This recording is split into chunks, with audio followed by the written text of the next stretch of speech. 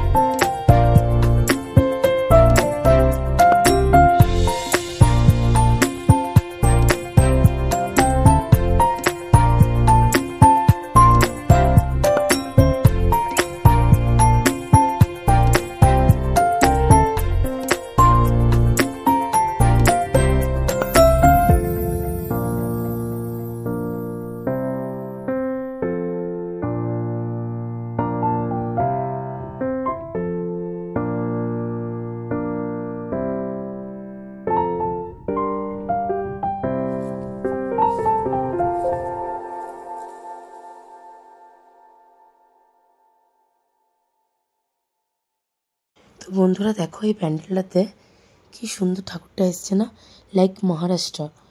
তো এখানে এমন ধুনো দিচ্ছিল, আমার চোখ দিয়ে পুরো জল ঝরছিল, আমি সেটাই তোমাদেরকে দেখানোর চেষ্টা করছিলাম। আর এখানে কিছু একটা রিচুয়াল হচ্ছিলো, বুঝতে পারছিলাম না আমি, সুতো দিয়ে সামথিং কিছু হচ্ছিল। আর এই সাইড থেকে এরা ভিডিও করছিল। এখানে খুব ভালোভাবে গণেশ পুজোটা হয়েছে, আর আমি অঞ্জলি দিয়ে আমার তো খুব ভালো লেগেছে। মোটামুটি 3টে মতন বেজে গেছিলো সব কিছু হতে হতে। তারপর দেখো এখানে সবাই ওই তাপ নেওয়ার জন্য যাচ্ছিল। তো সব মিলিয়ে মোটামুটি পুজোটা খুবই ভালো হয়েছে।